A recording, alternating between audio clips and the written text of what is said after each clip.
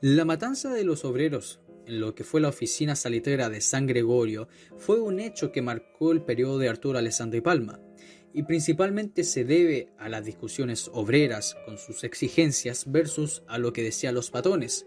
Pero también hay que mencionar que existía un conflicto económico en la época, que fue el derrumbe del precio y los mercados del salitre. El clima económico ya no era como fue a principios del siglo XX.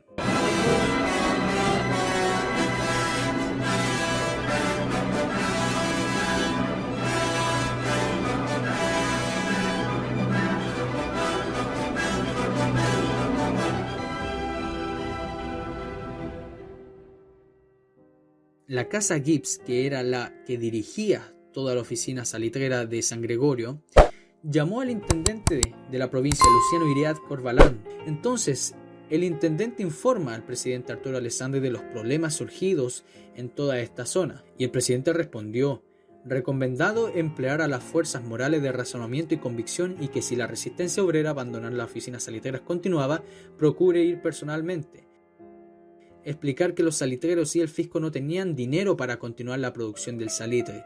Entonces muchas de las exigencias eran imposibles de cumplir, dado a la crisis económica que existía en la zona, que se amenazaba con grandes paralizaciones en numerosas salitreras, sobre todo en San Gregorio, donde muchos de estos presentaron al administrador de la zona, que era Daniel Johnson, el que se manifestó de acuerdo con parte de estas demandas y envió el pliego de peticiones a Antofagasta, desde donde sería remitido a la zona de Inglaterra. Pero los pampinos resolvieron no abandonar la oficina.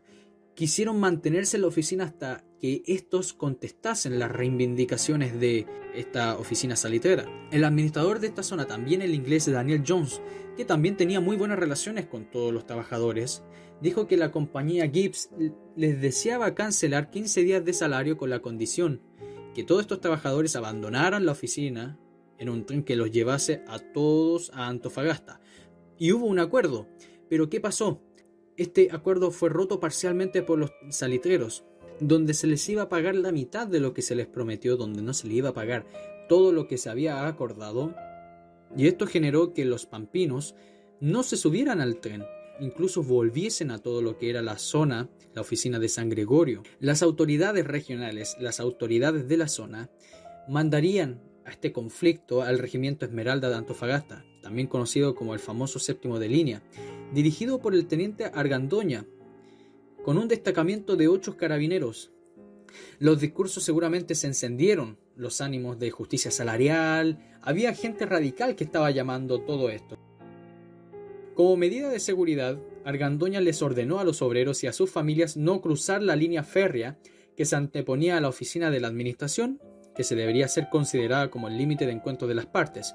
Esta orden fue no acatada y la columna siguió avanzando, formando un semicírculo para entrevistarse con el administrador señor Jones.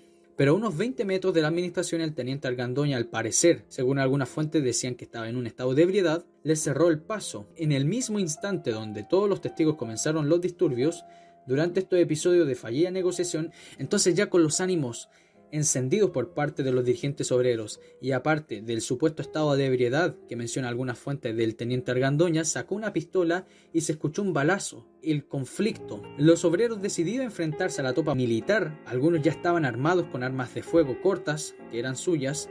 Argandoña fue herido en la mano izquierda por un tiro. Según informa el Mercurio de Antofagasta el 10 de agosto de 1921, de inmediato los militares y carabineros comenzaron a disparar contra los pampinos allí reunidos, cayeron muertos y heridos, y ello no intimidó a los atacados. Por el contrario, avanzaron contra las fuerzas represivas armados de herramientas, dinamita y algunas pistolas. Se produjo el encuentro, que duró alrededor de 2 horas, llegaron refuerzos de tropas y los obreros fueron derrotados. Y seguía diciendo el Mercurio: los hechos ocurridos en una de las oficinas salitreras de la provincia de Antofagasta han causado en el país una sensación de estupor e indignación. No creemos que haya un solo chileno que no condene con mayor energía. Nada hay de ello que se pueda confundir con los conflictos entre el capital y el trabajo. Se trata simplemente de un atentado contra la propiedad y las vidas. Debemos esperar que lo sucedido en la oficina de San Gregorio quede como un hecho aislado y sirva de lección a las autoridades para adoptar medidas que prevengan su repetición, y a los obreros honrados de nuestro país para que rehúsen entrar por el camino del desorden y del crimen que los invitan elementos de agitación que en su mayoría son ajenos a nuestra clase obrera chilena.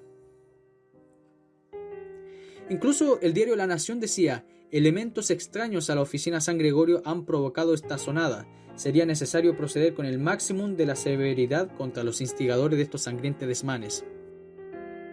Al día siguiente llegarían más soldados a Antofagasta y entraron a la zona de enfermería donde habían heridos que estaban relacionados con el levantamiento obrero, donde estos fueron fusilados.